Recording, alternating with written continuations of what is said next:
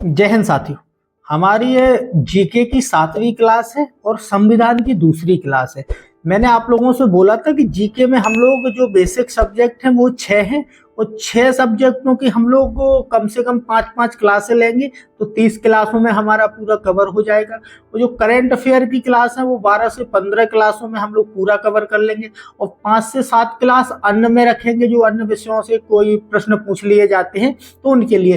तो लगभग 50 क्लास हम लोग जीके के लिए रखते हैं और इसमें हमारा पूरा जीके कवर हो जाएगा। और इसके अलावा लगभग 20 से 25 क्लास हम लोग साइको के लिए रखेंगे और उसमें हमारा जो सेकंड पेपर में साइकोलॉजी के प्रश्न बनने लगे हैं तो उसका हमारा पूरा सिलेबस कवर हो जाएगा। तो हमारी शुरुआत करते हैं। भारत को गणतंत्र क्यों और क्यों कहा जाता है। ये कहाँ कहा जाता है, थोड़ा मिस्टेक हो गई है टाइप में, तो कोई एक दो शब्द की टाइप में समस्या हो जाए तो उसको अपने आप से सुधार लिया करो।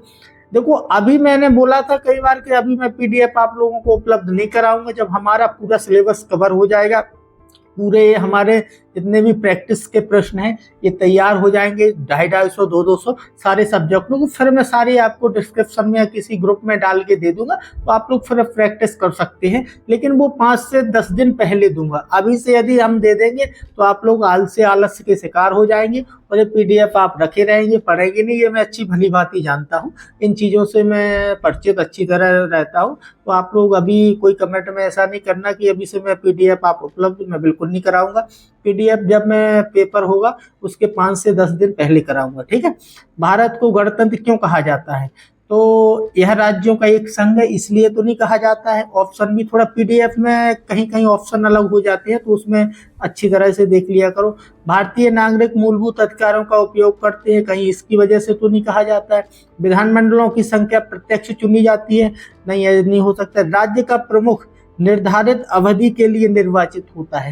ये निर्धारित अवधि का जो हमारा मैक्सिमम है, जो अधिकतम कार्यकाल है, वो 5 वर्षों के लिए निर्वाचित होगा। हालांकि राज्यसभा के सदस्य 6 वर्ष के लिए निर्वाचित होते हैं। ये विशेष तौर पर याद रख लेना है आपको कि शायद धोखे से आपका राज्यसभा के सदस्य का कार्यकाल कितना होता है तो वो याद रख लेना, वो बस 6 वर्ष का होता है। बाकी सारे कार्यकाल अधिकतम 5 वर्ष के लिए होते हैं। मतलब 5 वर्ष के पहले हटाए जा सकते हैं किसी भी वर्ष में, लेकिन 5 से ज्यादा नहीं होंगे, ठीक है। कोई ऐसी विशेष परिस्थितियों में यदि आपातकाल लागू हो तो वो समय बढ़ जाता है। आते हम लोग 27वें प्रश्न 25 कर चुके थे, इस बार हम लोग लगभग 60 प्रश्न करेंगे, मतलब वो 35 प्रश्न करेंगे। धर्मनिरपेक्षता का अर्थ है। अब धर्मनिरपेक्षता का आपकी नज़र में क्या अर्थ होना चाहिए। राज्य सरकार सभी धर्म के खिलाफ, ऐसा तो हमारे यहाँ चलता नहीं है। राज्य का एक धर्म को स्वीकार करना, ऐसा भी नहीं है हमारा। राज्य द्वारा किसी भी धर्म को स्वीकार न करना। देखो, किसी धर्म को स्वीकार नहीं करेंगे लेकिन सम्मान सभी धर्मों का करेंगे, ये हमारे यहाँ धर्मनिरपेक्षता का अर्थ है। तो अच्छी तरह समझ लेना है। और ये हमारे जो जीके के प्रश्न है इनको थोड़ा इंटरव्यू की दृष्टि से भी समझते चलना है कि मैं क्या समझा रहा हूँ आप लोगों को, ठीक है। 28वां प्रश्न, 42वें संविधान संशोधन द्वारा प्रस्तावना में जोड़े गए शब्द क्या क्या है। तो आपको देखना है समाजवादी, धर्मनिरपेक्ष और अखंडता। देखो, किसी में उत्तर में ऐसा हो जाता है कि पूछ लिए कि 42वें संविधान संशोधन 1976 में हुआ था, जो प्रस्तावना में क्या शब्द जोड़ दिए गए थे। तो कहीं कहीं गिनती दी जाएगी कि 3 की 4, लेकिन अभी उत्तर प्रदेश में एक पेपर हुआ था तो उसमें दे दिया था कि ये 4 शब्द है। एक में काउंट किया था समाजवादी, एक में धर्मनिरपेक्ष और एक में और एक में अखंडता। लेकिन हम लोगों को यदि ऐसा आता है तो आपको 3 शब्द जोड़ने हैं, समाजवादी, धर्मनिरपेक्ष और अखंडता, ठीक है। चलते हैं 29वें प्रश्न की ओर। कल्याणकारी राज्य का उद्देश्य है। मैंने कई बार कल्याणकारी राज्य आप लोगों को शब्द सुनते होंगे तो इसमें आज समझ लेना कि क्या होता है। तो कल्याणकारी राज्य का जो उद्देश्य होता है वो कमजोर वर्गों के कल्याण का प्रबंधन करना और सामाजिक समानता, आर्थिक समानता और राजनीतिक समानता लाना, ठीक है। तो समानता की दृष्टि से ये कार्य करता है कल्याणकारी राज्य का जो उद्देश्य है, तो इसका ऑप्शन सी होगा। 30वां प्रश्न हमारा है वो है हम भारत के लोग का मतलब होता है। देखो, सारी कुछ जितनी जो कुछ शक्तियां मिलेंगी हमारे यहाँ पर संविधान को, संविधान सभा को मिली हुई है और चाहे प्रधानमंत्री को, राष्ट्रपति को, वो सारी हमारी जनता से मिली हुई है। तो इसका मतलब होगा ऑप्शन भी है, संविधान का निर्माण भारत की जनता द्वारा हुआ। इसका देखो मैं बता दे रहा हूँ कि जब हमारा प्रस्तावना शुरू होती है तो हम भारत के लोग से शुरू होती है, तो वहां पर तो संविधान सभा के सदस्य थे 382, लेकिन वो जो संविधान सभा के सदस्य थे वो अप्रत्यक्ष रूप से तो मान लेते हैं कि निर्वाचित थे कहीं ना कहीं किसी तौर पर, लेकिन प्रत्यक्ष रूप से वो डायरेक्ट जनता का प्रतिनिधित्व कर रहे थे, तो इसलिए वो भारत की जनता द्वारा संविधान का निर्माण माना जाता है, ना कि संविधान सभा द्वारा। ठीक है, कोई भी ऐसा प्रश्न आता है तो बिल्कुल संविधान भारत की जनता का लगा के आना है, इसमें नहीं। समाजवाद का अर्थ है सामाजिक नियंत्रण, राष्ट्रीयकरण, सामाजिक स्पर्धा। ऑप्शन डी सामाजिक न्याय। सामाजिक न्याय है इसका समाजवाद का, कि समाजवाद हमारे यहाँ मैंने कई बार बताया है कि रूस और चाइना से प्रभावित है, लेकिन वहां पर कठोर साम्यवाद है, हमारे यहाँ सॉफ्ट समाजवाद है। इतना हमारे यहाँ के समाजवाद में अंतर है। भारतीय संविधान की आत्मा किसे कहा जाता है? कई बार मैंने बताया, मूल अधिकार को नहीं कहेंगे। आर्टिकल 32 को भीमराव अंबेडकर साहब ने कहा है। डीपीएसपी जो राज्य के नीति निदेशक तत्व हैं इनको भी नहीं कहेंगे, लेकिन प्रस्तावना को कहेंगे हम। ठीक है, भारतीय संविधान की आत्मा। लेकिन जो विशेष तौर पर डॉक्टर भीमराव अंबेडकर ने किसे संविधान की आत्मा कहा, तो फिर आ जाएंगे हम लोग आर्टिकल 32 पर, लेकिन यहाँ पर संविधान की आत्मा केवल है, तो यहाँ पर प्रस्तावना। ये दो प्रश्न फंसाने वाले हैं, ऐसे प्रश्न पूछे जाते हैं कि आप लोग कहीं भ्रमित तो नहीं है। भारतीय संविधान में किस तरह का लोकतंत्र अपनाया गया है? देखो, ये लोकतांत्रिक गणतंत्र अपनाया गया है। ना तो हमारे यहाँ वंशानुगत शासन होते हैं, हालांकि वर्तमान में राजनीतिक पार्टियों पर जो चलते रहते हैं आरोप, उनसे हमारे यहाँ पर कोई लेना देना नहीं है, क्योंकि कोई भी राजनीतिक पार्टी है उसका भारतीय प्रशासन पर या भारतीय राजनीति पर कोई ऐसा प्रभाव नहीं पड़ता। मान लेते हैं, मैं इसको बात समझा दे रहा हूँ, आज से आप लोग समझ लेना इस बात को कि क्यों नहीं पड़ता है। देखो, मेरी एक राजनीतिक पार्टी है, मान लेते हैं, अब मैं उसका अध्यक्ष रहूं, मेरा बेटा अध्यक्ष बने, मेरा पोता बन जाए, तो इससे भारत देश पर कोई प्रभाव नहीं पड़ेगा।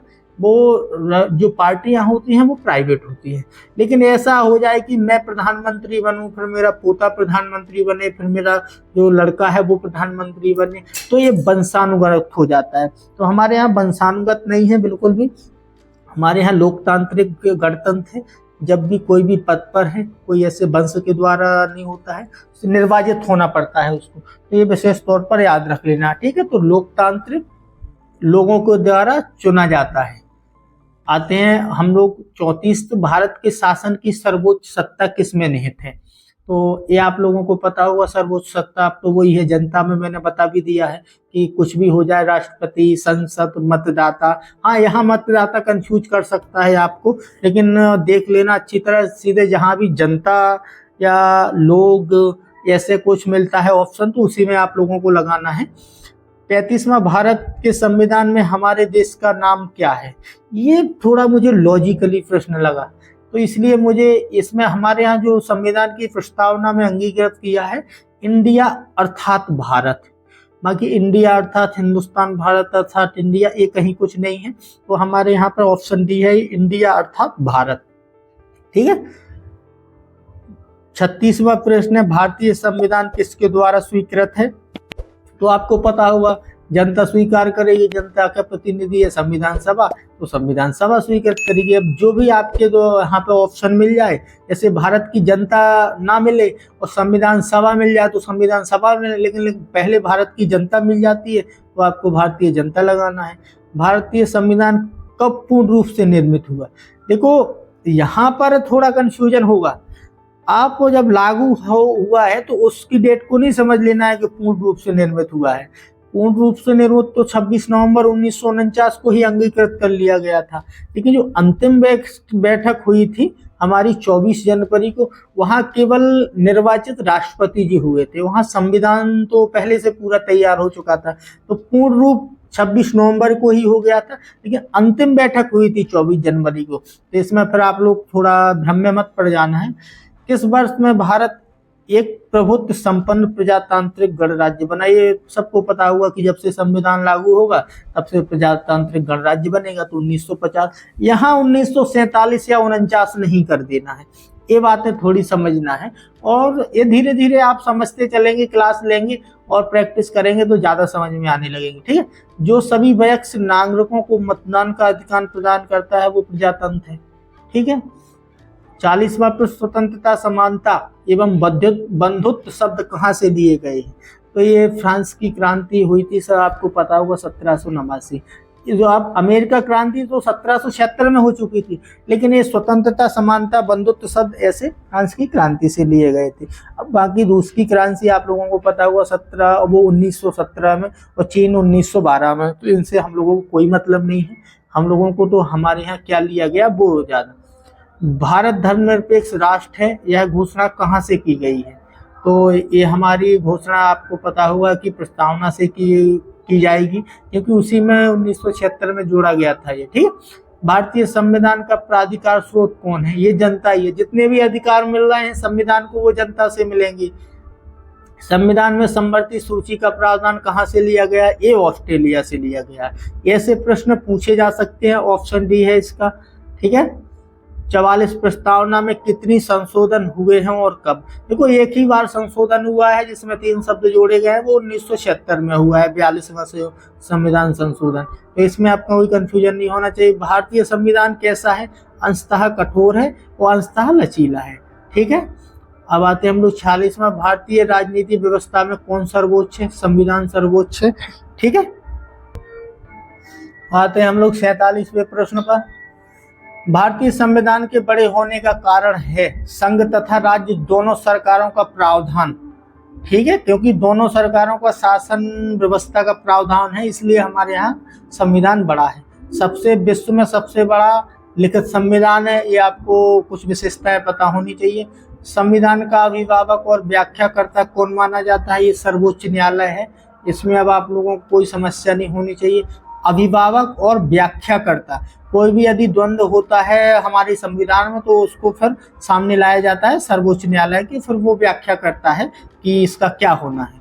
ठीक है, 49 पर आएंगे हम लोग। 49 प्रश्न क्या कहता है? संविधान में कितनी सूचियां और कितनी अनुसूचियां? देखो सूचियां 3 होती है, आपको पता होगा, एक राज्य, एक केंद्र या संघ सूची, एक समवर्ती सूची। और जो हमारा मूल संविधान में उसमें 8 अनुसूचियां थी। तो सूचियां और अनुसूचियों में अब आप लोग कंफ्यूजन नहीं होना है कभी। वर्तमान में 12 अनुसूचियां हैं, तो तीनों 12, ऑप्शन डी होगा इसका।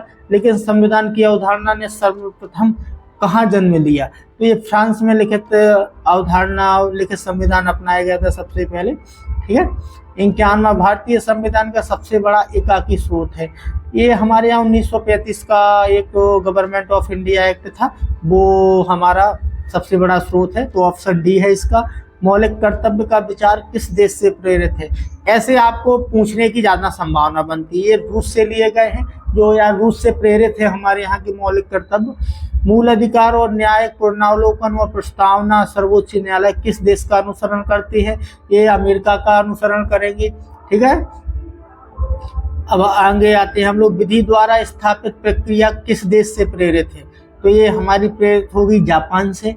ठीक है, ऐसे प्रश्न बनने की ज्यादा संभावना रहती है। अवशिष्ट शक्तियां कहाँ से प्रेरित हैं? ये मैं समझा दे रहा हूँ, अवशिष्ट शक्तियां जो हैं वो कनाडा से प्रेरित है।